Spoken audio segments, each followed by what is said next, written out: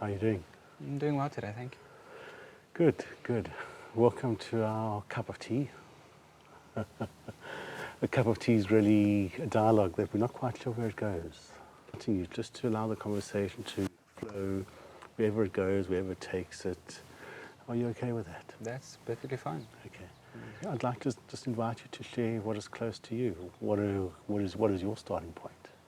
I guess for me it's been to kind of like see the value of openness in a conversation. Personally, I was very touched about our conversation last week. I was definitely surprised. I thought I would be honored to have that conversation with you again to see kind of like the journey that's taken to learn these things and how to move ahead with what I've learned, I think. I'm curious in many ways. Yes. Oh, God. So this is where I say, let's stop. So Yes. you're actually asking it to be about a conversation more about myself.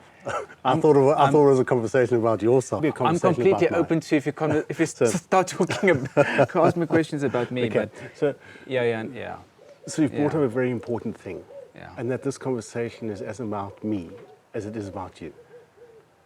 Dialogue is how we play, and so yes, I am a bit surprised that it's about me, and so I'm wanting to know what aspect of me are you curious about?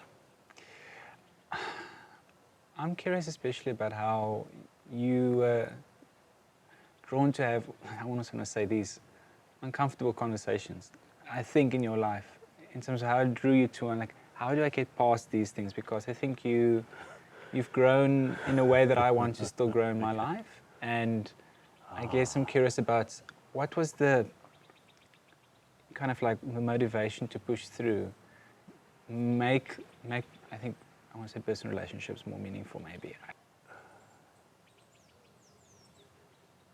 Let me say that I had no choice. Life circumstances pushed me here. At some level, I had no choice. My choice was to either have a hard, hardened, shriveled heart, or to have a soft heart. And so I chose to have a soft heart. And in choosing to have a soft heart, I've explored and I've developed and I've gone very deep into very difficult and painful places that I had no choice over because I wanted my heart to be softer. That for me, it started with two significant things that happened in my life. The one was when I was at school, at about 15. I was friendly with Shirley. And Shirley was often used to share with me about the hard part about the death of her brother. It wasn't the death of her brother, it was the death of her parents. And so she was sharing of how her family life had been disrupted because of that. Her parents had gone inwards and had died. Yes, they were still physically there, but emotionally they died, they dried up. And that was the first thing. The second thing I remember was when I was 22, I had a daughter who died as well. She was only here for 2 months, Holly. And I remember swearing to myself at that time that her death wouldn't be the death of me. Having remembered Shirley's words, I knew that if I didn't deal with the trauma, the tragedy, the sadness of her death, it would be the death of me as well. And then what I realized very recently was something happened in my brain that it got rewired. This very special gift that my daughter gave me. I call her my angel because she really has taught me so much about my life and has really made me so much wiser and so much more connected and so much more grateful about my life. And what I realized maybe during COVID was that something happened in the wiring of my brain. That I see that most people go into that when they see danger, when they feel fear, their brain goes, oh, that's too dangerous, let me distract you. That's too dangerous and let's talk about the practicality. Or that's too dangerous and let me say I don't have enough time to make for it. Or let me talk about the distractions. Let me talk about not my feelings, but my drama. Did you know I was just 22 years old and it was my parents that should have supported me and it was this and what did I know as a 22-year-old?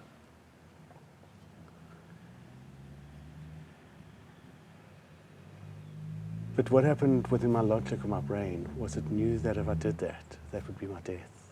Because the feeling of Holly would have just grown bigger and bigger, her fear of her death and my responsibility around her death. So something happened in my brain that whenever it saw fear, whenever it saw what people call the shadow, it said, I can't avoid it, I have to face it. And so I dived into my shadow. I dived into seeing my shadow. I dived into acknowledging the shadow that I've got. I call it my that we all have. And so I had no choice but diving into the shadow. And so this journey that you're seeing is really as a result of me diving deep, deep, deep, deep into my shadow.